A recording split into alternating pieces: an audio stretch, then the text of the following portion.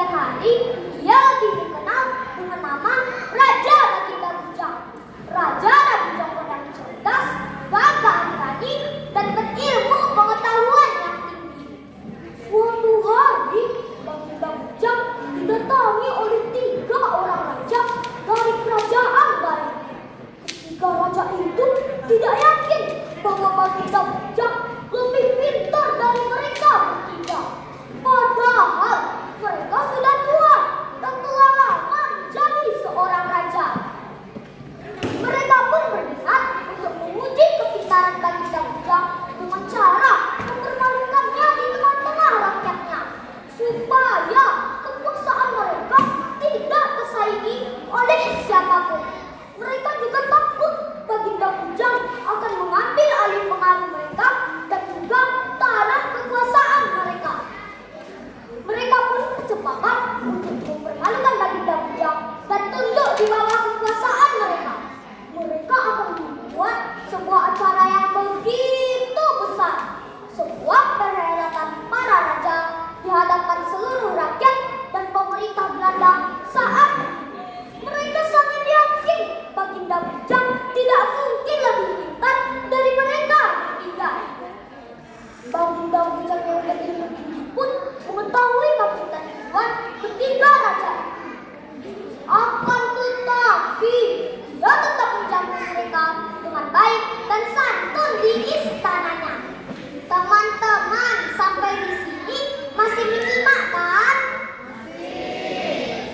Kita sambung ceritanya. Kemudian salah seorang dari ketiga raja itu pun menyampaikan maksud dan tujuan kedatangan mereka.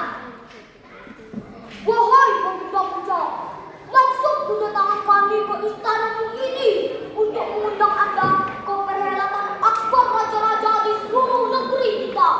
Kami harap engkau akan datang. Baginda Bujang pun menerima tawaran dan undangan ketiga raja. Ketiga raja itu pun pulang dan yakin berhasil menipu dan membodohi Baginda Bujang. Hari perhelatan dan pertemuan seluruh raja-raja pun digelar. Para bangsawan dan penduduk kerajaan masing-masing pun hadir untuk menyaksikan bagaimana raja mereka tampil, memperlihatkan kehebatan sang raja kepada rakyatnya.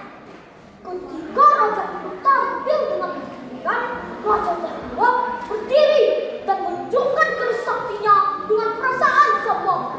Raja kedua pun berdiri dan mengangkat mahkotanya dengan perasaan bangga. Raja kedua pun berdiri dan mengangkat tongkat kebesarannya yang berlapis emas dengan penuh agung. Ketiga raja itu ingin seluruh rakyatnya mengakui kehebatan dan kekuasaan mereka. Lalu ketika giliran Baginda Bujang dipersilakan untuk tampil di hadapan seluruh rakyat, Baginda Bujang tidak memperlihatkan senjata saktinya kepada rakyatnya. Karena bagi dia itu adalah sebuah kesombongan. Bagi Baginda Bujang, seorang pemimpin tidak pantas sombong, pamer dan angkuh kepada rakyatnya sendiri. Baginda Bujang berdiri gagah tanpa embel-embel istana dan kerajaan. Lalu dia pun berpidato. Wahai rakyatku, aku memang salah seorang raja di antara raja-raja kalian. Akan tetapi dengarkanlah wahai rakyatku. Aku datang ke sini bukan untuk mempertunjukkan siapa aku kepada kalian. Akan tetapi aku datang ke sini untuk mengatakan kepada kalian bahwa aku siap untuk memimpin seluruh raja-raja dan kerajaan dengan bijaksana. Jika kalian berkenan menjadikan aku sebagai raja kalian, maka aku akan berjuang mati-matian demi kemakmuran kalian, sehingga kita bisa membangun jalan raya, pasar rakyat, tempat ibadah, sawah ladang, dan irigasi serta pengetahuan untuk seluruh rakyat kerajaan. Dengan bahasanya yang mudah dan menawan, ucapannya yang penuh dengan semangat dan gagah berani, para penduduk kerajaan pun takjub dengan ide-idenya yang cemerlang. Seorang pemimpin yang rakyat dan berwibawa.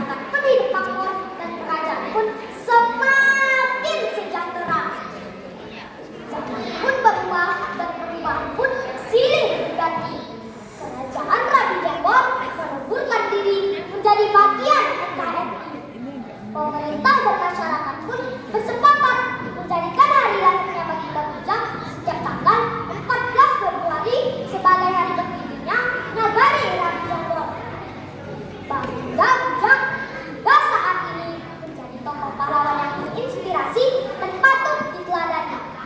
Teman-teman, itulah sekilas cerita tentang Baginda Bujang, pahlawan yang bijaksana. Adapun pesan moral yang bisa kita ambil dari cerita ini, di antaranya yang pertama, jadilah pemimpin yang bertanggung jawab, bijaksana, dan bersikap adil. Yang kedua, gunakan kecerdasan sebagai kekuatan. Yang ketiga, jangan berperilaku sombong, iri, dan egois kepada orang lain. Kemudian, adapun pesan moral untuk generasi muda dari cerita ini, yaitu menjadi hebat bukan berarti harus ditakuti, melainkan harus dicintai karena manfaat yang kita berikan. Jadilah sosok yang tangguh seperti Baginda Bujang yang menggunakan kekuatan untuk melindungi dan kebijaksanaan untuk menyatukan. Baiklah teman-teman, sekian cerita dari Zafran. Mohon maaf jika ada kesalahan. Wassalamualaikum warahmatullahi wabarakatuh. Waalaikumsalam warahmatullahi wabarakatuh.